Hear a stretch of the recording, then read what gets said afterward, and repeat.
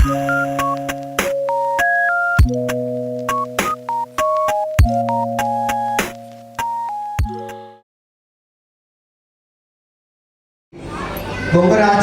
அம்பிகையுடைய ஆலயத்திலே மகாசண்டி யாக வைபவமானது நேற்று காலை விநாயகர் பெருமானுடைய பிரார்த்தனையோடு கணபதி ஹோமத்துடன் தொடங்கி இன்று காலை நவகிரக ஹோமங்கள் எல்லாம் சிறப்பாக நடைபெற்று பூர்வாங்க பூஜைகள் எல்லாம் நடைபெற்று அழகான இந்த மாலை பொழுதிலே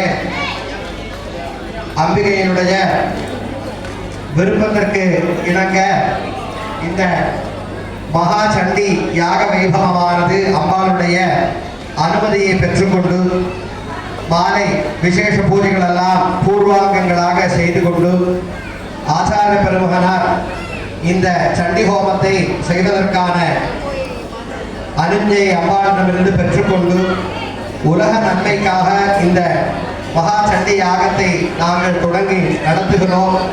அம்பாள் அதற்கு அனுகிரகம் பண்ண வேண்டும் என்று ஆச்சாரிய பெருமகனார் அம்பிகையிடத்தில் பிரார்த்தனை செய்து கொண்டு இந்த சண்டியோகத்துக்கே உரியதான விசேஷ மண்டப பூஜைகள் எல்லாம் தேவதைகளை எல்லாம் இங்கே ஆவாகனம் செய்து அவர்களுக்கு உண்டான சகிர்பாகங்கள் என்று சொல்லக்கூடிய அவர்களுக்கு உண்டான பலிகளை எல்லாம் கொடுத்து அவர்களை திருப்தி செய்து இந்த பூமியிலே இருக்கக்கூடிய அத்துணை ஜீவராசிகளும்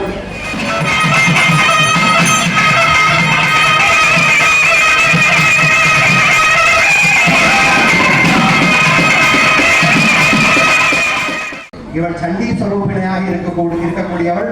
அந்த சண்டி அம்பாளுக்கு இந்த சண்டியாக நடக்கிறது என்றால் மிக பொருத்தமான ஒரு விஷயம்.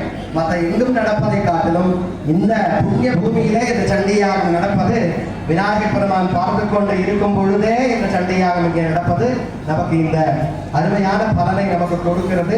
ஆகையினாலே இன்று மாலையும் நாளை காலையும் விசேஷ பூஜைகள் எல்லாம் நடைபெற்று நாளை முக்கியமான நிகழ்வு இந்த 13 அத்தியாயங்களும் இங்கே ஹோமங்கள் செய்யப்படும். இந்த யஜ்ஞங்களிலே கொடுக்கக்கூடிய ஆகுதிகளை எல்லாம் தேவி பிரத்யட்சமாக வந்து வாங்கி கொண்டு போவாள். அதை நீங்கள் பிரத்யட்சமாக நாளை காணலாம். இருந்து அமைதியாக ஒருமனதுபடுத்தி அம்பாளை பிரார்த்தனை செய்து கொண்டு அமர்ந்தீர்களானால் ஒவ்வொருவர் கண்ணுக்கும் அம்பாளை இங்கே தோன்றுவாள்.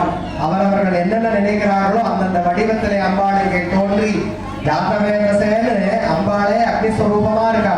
அந்த அக்னியிலேயே அம்பாள் வருகிறாள். மீனாட்சி அம்மன் அந்த அக்னியிலே இருந்து தோன்றியவள்.